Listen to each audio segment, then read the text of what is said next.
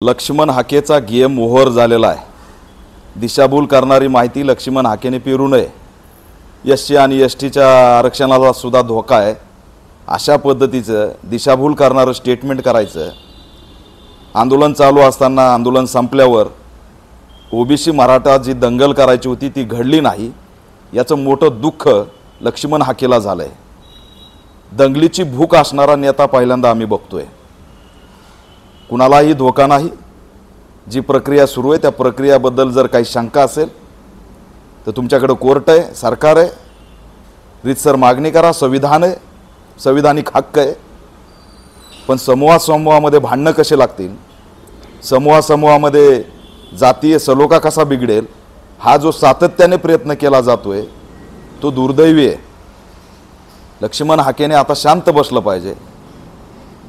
त्यांच्याकडे मुद्दाच राहिलेला नाही बोलायला।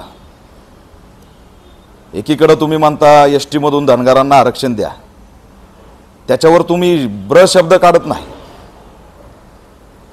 काल छगन भुजबळ म्हणतात की एका समाज प्रवर्गातून दुसऱ्या समाज प्रवर्गामध्ये जाता येत नाही। मग धनगर समाजाला एसटी मधून कसं आरक्षण पाहिजे? तिथं प्रवर्ग बदलण्याची जी काही भाजप सांगते की आम्ही एसटी मधून धनगरांना आरक्षण देऊ, मग त्यावेळेस एसटीवर अन्याय होतोय असं हाके आणि भुजबळ बोलू शकतात का? म्हणजे एसटी मध्ये धनगरांना आरक्षण देऊ म्हणणाऱ्या भाजपच्या विरोधात मात्र तुम्ही बोलत नाहीत। मग तिथं धनगर एसटींचं आरक्षण बचाव म्हणून यात्रा काढू शकता का तुम्ही? हे कुणाचं तरी भावलं व्हायचं। आम्ही बघितलं छगन भुजबळ अतिशय आक्रमक नेते, पण त्या पद्धतीने त्यांची प्रेस बघितली, त्यांची इच्छा नाही। त्यांना कुणीतरी उचलून नेऊन बसवल्यासारखं झालंय आणि बसवल्यामुळे त्यांचा आवाज म्यूट होऊन ते अतिशय बळजबरी बोलतायत अशी स्थिती आहे। त्यामुळे लक्ष्मण हाकेंनी आणि छगन भुजबळींनी आम्हीच ओबीसीचे तारणहार आहेत या असणाऱ्या मानसिकतेतून बाहेर यावं।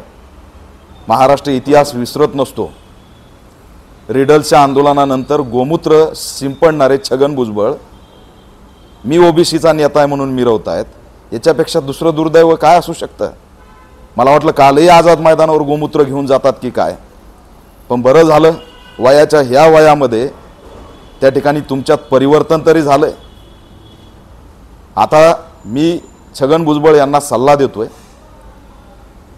एवढा मोठा नाही मी सल्ला देण्यासाठी, पण सन्माननीय छगन भुजबळ साहेब, या वयामध्ये आता आराम केला तर बरं होईल। नाही तर या वयामध्ये तुम्ही जर दंगल भडकवली तर इतिहास तुम्हाला माफ करणार नाही। लक्ष्मण हाके, तुमचा गेम ओव्हर झालेला आहे। तुम्ही आता शांत बसलं पाहिजे।